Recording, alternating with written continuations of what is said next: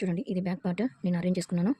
So ఇది మనకి main fabric. ఈ మెయిన్ ఫ్యాబ్రిక్ మనకి కరెక్ట్ సైడ్ ఉండేటట్టుగా చూసుకొని దాని మీద నుండి నేను ఈ లైనింగ్ పీస్ పెట్టాను. అటు ఇటు జరగకుండా ఒక 4 గుండు పిన్నీలు అరేంజ్ చేసుకున్నాను. కుట్టేటప్పుడు మనకు ఈజీగా ఉంటుంది. సో దీన్ని నేను ఉల్టా వేస్తున్నాను. ఉల్టా వేయకుండా చేయాలి అంటే మనము పైపింగ్ అయినా లేకపోతే గల్ల పట్టి అయినా వేయాల్సి వస్తుంది. సో ఇది మనకి ఈజీ ప్రాసెస్. తక్కువ టైంలో ఈ హెమ్మింగ్ అనేది తగ్గించుకోవచ్చు. సో ఇప్పుడు బిగినర్స్ అయితే మనము ఎలా అంటే ప్రతి ఒక్కటి జాగ్రత్తగా చూసుకోవాలి. కొంచెం స్లిప్ అయినా ఈ క్లాత్ అటు ఇటు జారిపోతుంది. సో మనం ముందే మార్కింగ్ చేసుకోవడం బెటర్. సో ఎక్కడ నుండి కుడతాము అనేది జస్ట్ ఇలా లైనింగ్ పీస్ పైన మార్కింగ్ చేసుకొని దాని మీద నుండి స్టిచ్ వచ్చే విధంగా స్టిచ్ చేయండి. మనకి ఈజీగా ఉంటుంది. ఒక పాదం అంటే ఒక పావించు వెడల్పుతోటి మనము లైన్ అనేది మార్కింగ్ చేసుకొని జస్ట్ ఈ లైన్ మీద మాత్రమే స్టిచ్ వచ్చే విధంగా మనం మెషిన్ మీద స్టిచ్చింగ్ చేయాలి. సో అప్పుడు మనము నీట్గా అరేంజ్ అవుతుంది. చాలా జాగ్రత్తగా వేయండి. కొంచెం స్లిప్ అయినా మళ్ళీ విప్పాల్సి వస్తుంది. సో పావించు మార్కింగ్ చేయండి. మార్కింగ్ చేసాక జస్ట్ ఈ పిన్నులు అటు ఇటు కదలకుండా మనకి క్లాత్ అనేది కదలకుండా ఉండకుండా క్లాత్ అటు ఇటు కదలకుండా ఉండడానికి పిన్స్ని మనం అరేంజ్ చేసాము. కర్వ్ వచ్చే దగ్గర స్లోగా మిషన్ని తిప్పుతూ మీ క్లాత్ని తిప్పుతూ మన హ్యాండ్ మూమెంట్ని కూడా తిప్పుతూ చేయండి. లేదు అంటే ఇక్కడ స్ట్రైట్గా వచ్చేసి కర్వ్ షేప్ కాస్త మనకి ఏదో షేప్లోకి వెళ్ళిపోతుంది. సో రౌండ్ షేప్ అనేది రాదు. సో ఇక్కడ రౌండ్గా వచ్చే విధంగా జాగ్రత్తగా స్లోగా, చాలా స్లోగా తిప్పండి. మీకు అలవాటైన కొద్దీ మీరే ఫాస్ట్గా వెళ్ళిపోతారు.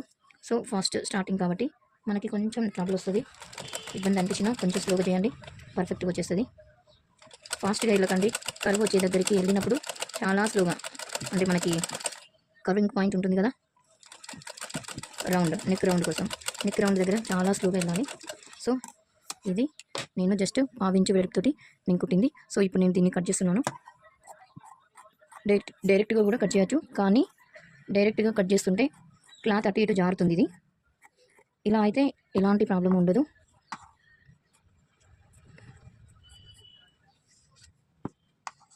తిప్పుతూ కట్ చేయాలి. మన చెయ్యి అనేది తిరగాలి ఖచ్చితంగా. మనం ఎంత ప్రాక్టీస్ చేసి అంత మంచిగా మనకు వస్తాయి. సో జాగ్రత్తగా మన లైనింగ్ క్లాత్ ఎక్కడి వరకు ఉందో అక్కడి వరకు కట్ చేయండి. సో ఇది అయిపోయిన తర్వాత ఎక్కడైతే కట్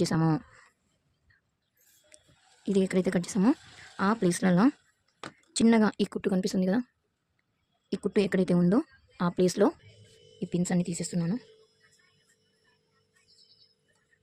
జాగ్రత్త పిన్స్. నాకు ఇక్కడ మ్యాగ్నెట్ ఉంది, సో మ్యాగ్నెట్కి పెట్టేస్తున్నాను. సో ఇక్కడ చూడండి, చిన్న చిన్న టిప్స్. ప్రతి చోట జస్ట్ ఇలా కట్టింగ్స్ ఇవ్వండి. కట్టింగ్స్ ఇవ్వడం వల్ల క్లాత్ అనేది లూజ్గా ఉంటుంది, లేకపోతే పట్టేసినట్టు ఉండి మనకి కరెక్ట్గా సెట్ అవ్వదు. చూడండి, ఈ కర్వ్ షేప్ అంటే మనకి నెక్ రౌండ్ షేప్ దగ్గర చాలా ప్రాబ్లం అవుతుంది. ఇట్లా తిప్పేసరికి కరెక్ట్గా రాదు.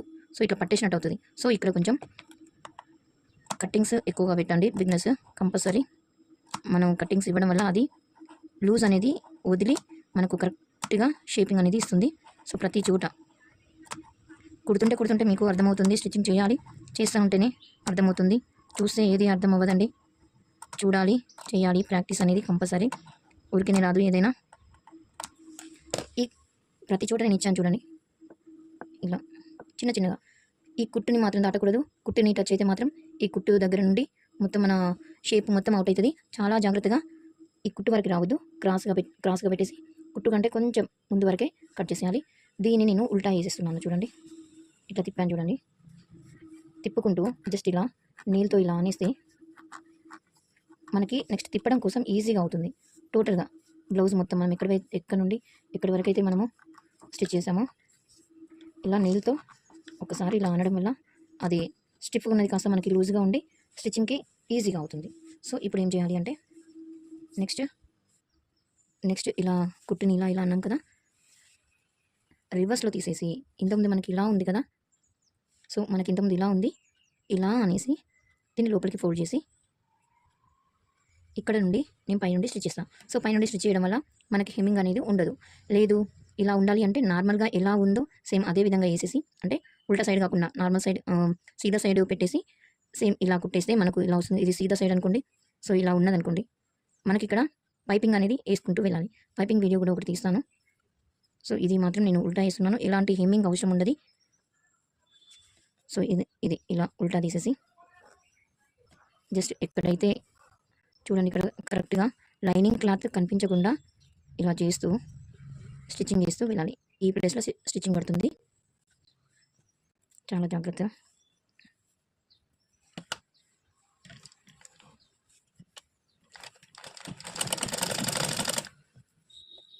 లోపలికి ఇట్లా క్లాత్ కొంచెం లాగుతూ, మనం ఎక్కడ కానీ ఈ టోటల్గా లాగుతూ కుట్టద్దు.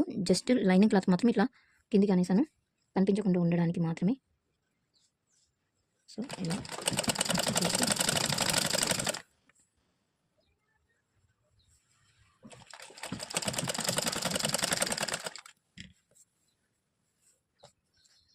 ఇక్కడ రౌండ్ దగ్గర స్లోగా రావాలి. మనం ఎలాంటి డిజైన్ పెట్టుకుంటే డిజైన్ బట్టి మనము స్లో అనేది తగ్గుతుంది, పెరుగుతుంది.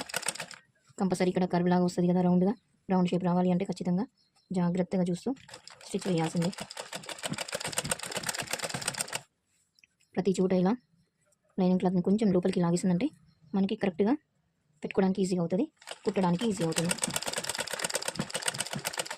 మీకు అలా అనిపిస్తే ప్రతి చోట అరేంజ్ చేసేసి సేమ్ ఇంతకుముందు ఎలా అయితే పిన్నులు పెట్టుకున్నామో అలానే ప్రతి చోట ఇలా అరేంజ్ చేసేసుకొని ఇలా పిన్నులు పెట్టేసుకుంటే డైరెక్ట్గా కుట్టడానికి ఈజీ అవుతుంది.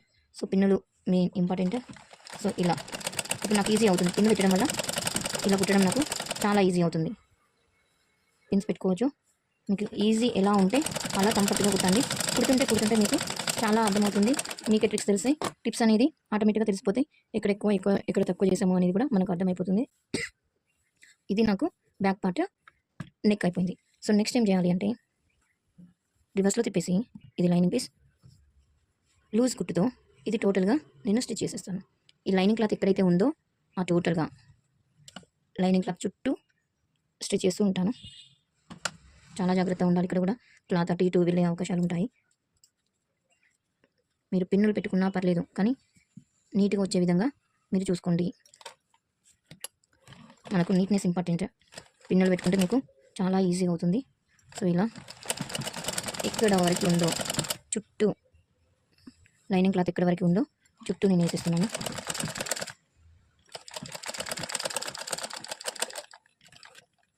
ఇక్కడ వరకు అయిపోయినాక మళ్ళీ పాదం పైకి లేపేసి మళ్ళీ స్టిచ్ చేయాలి. సమానంగా చేస్తూ ఉండండి ఇలా, లేకపోతే లైనింగ్ క్లాత్ ముడతలు పడే అవకాశాలు ఉంటాయి. సో మీరు చుట్టూ పిన్నులు పెట్టుకోవడం బెటర్. చుట్టూ పిన్నులు పెట్టుకోవడం వల్ల మీకు ఈజీగా ఉంటుంది. కుట్టే అప్పుడు ఎలాంటి ఇబ్బంది ఉండదు. ఈ మధ్యలో జస్ట్ ఈ నెక్ పెట్టాక చుట్టూ మనకి కరెక్ట్గా అరేంజ్ చేసేసుకొని దీని కింద సో ఇది ఉంటుంది కదా లైనింగ్కి గమ్ము పెట్టేస్తున్నారు. గమ్ము పెట్టేసి ఇలా ప్రెస్ చేస్తే ఆటోమేటిక్గా అతికిపోతుంది. సో అలా కూడా నో ప్రాబ్లం. గమ్ పెట్టిస్తున్నారు. ఇలా గమ్ అంటే మనకి స్టిచ్చింగ్ అనేది తగ్గిపోతుంది. గమ్ పెట్టి జస్ట్ ఐరన్ చేసేస్తే సరిపోతుంది. అది అతుకుతుంది. తర్వాత మనం ఆటోమేటిక్గా స్టిచ్ చేసుకోవచ్చు. నేను లైనింగ్ క్లాత్ కంటే మెయిన్ ఫ్యాబ్రిక్ ఎక్కువ తీసుకున్నాను. సో నాకు ఇక్కడ చూడండి ఎక్కువ తక్కువ వచ్చాయి.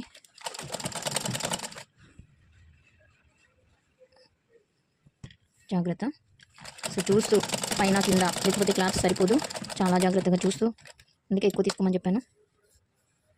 ఇది చుట్టూ వేసేస్తాను. చుట్టూ వేసేయండి. చుట్టూ వేసేసి ఎక్కడైతే ఎక్స్ట్రా క్లాత్ ఉందో మనకి ఎక్స్ట్రా అనేది ఉంది కదా, సో ఈ ఎక్స్ట్రా లైనింగ్ క్లాత్ కంటే మెయిన్ ఫ్యాబ్రిక్ అనేది ఎక్స్ట్రాగా నేను తీసుకున్నాను కాబట్టి ఎక్స్ట్రా ఎక్కడైతే ఉందో దాన్ని మొత్తము కట్ చేస్తున్నాను.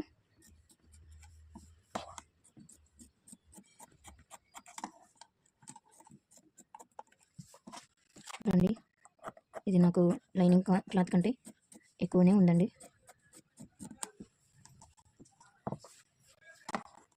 ఇక్కడ ఎక్కువ ఉంటే అక్కడ, కానీ కుట్టే అప్పుడు చాలా జాగ్రత్తగా ఉండాలి.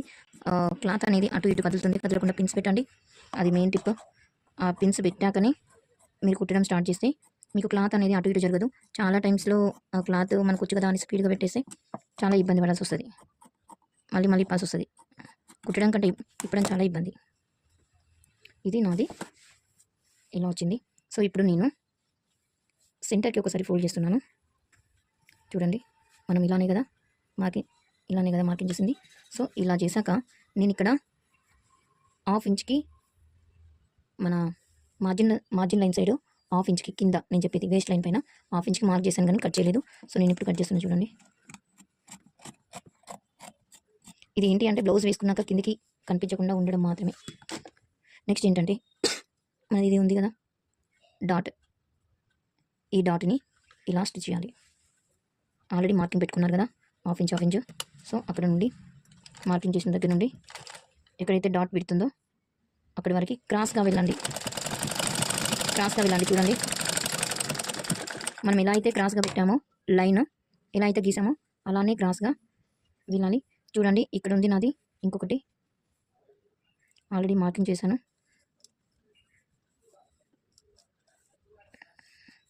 చూసుకోండి మీరు రివర్స్లో వేసి ఇట్లా ట్యాప్ చేసినా కానీ మనకు అది పర్ఫెక్ట్గా వస్తుంది. సో చూడండి హాఫ్ ఇంచ్ ఎక్కడైతే మార్కింగ్ చేసామో అక్కడి వరకు క్రాస్గా కుట్టండి. స్ట్రైట్గా ఉండొద్దు, క్రాస్గా రావాలి ఇలా అండి. నెక్స్ట్ ఏంటి అంటే మనము ఇలా చూసాక మన వేస్ట్ సైజ్ కరెక్ట్ పెట్టేసి ఇక్కడ కరెక్ట్ ఉందా లేదా కూడా ఒకసారి చెక్ చేసుకోవాలి. అండ్ నెక్స్ట్ చూడండి ఇప్పుడు వేస్ట్ కింద మనకి ఫోల్డింగ్ తోటి ఒక పట్టీ ఉంటుంది, మనం హెమ్మింగ్ చేస్తాము. సో ఆ పట్టీ కోసము 1.5 ఇంచ్ నేను తీసుకున్నాను. 1.5 తీసుకొని వన్ సైడ్ మనం అది సరిపోకపోతే మధ్యలో క్లాత్ నేను అటాచ్ చేశాను. సో వన్ సైడ్ ఇలా స్టిచ్ చేస్తూ వెళ్ళాలి. వన్ సైడ్ మాత్రమే.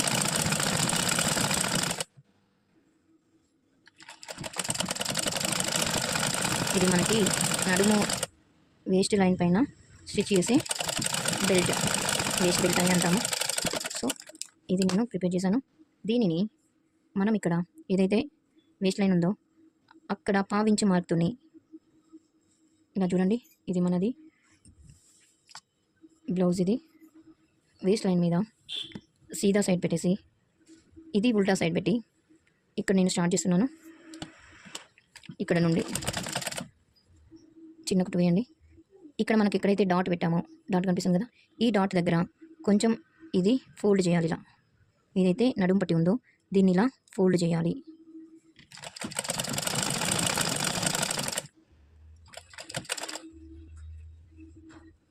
మొత్తం ఇలానే లాస్ట్ వరకు కంటిన్యూగా కుడుతూ ఎక్కడైతే డాట్ ఉందో ఆ ప్లేస్లో మనము లైట్గా ఫోల్డ్ చేయాలి.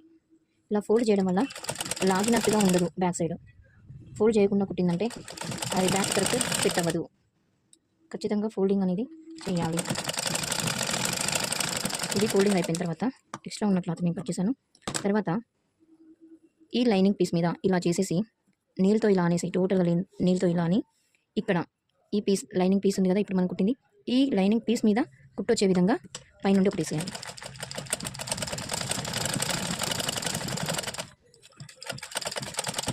మళ్ళీ లైనింగ్ మీదనే వేస్తున్నాను నేను.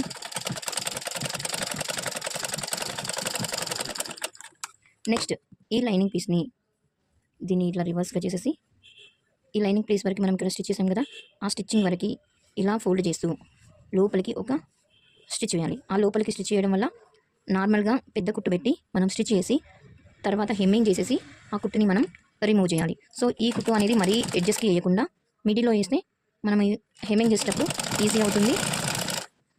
సో లూజ్ కుట్టు మాత్రమే పెట్టండి, ఎందుకంటే ఇది మనము తిప్పవలసి వస్తుంది ఈ కుట్టుని. సో ఇది హెమ్మింగ్ ఈజీగా అవడం కోసం ఈ స్టిచ్చింగ్ మాత్రమే. సో చూడండి ఇది మనం ఇక్కడ హెమ్మింగ్ చేసి ఈ స్టిచ్చింగ్ థ్రెడ్ని తీసేస్తాం. ఇది మన బ్యాక్ పార్ట్. చూడండి బ్యాక్ పార్ట్ రెడీ అయింది. ఇక్కడ కూడా మనం ఇలా డాట్ లాగా పెట్టేసి ఈజీగా ఉంటుంది. సో ఇది మన బ్యాక్ పార్ట్.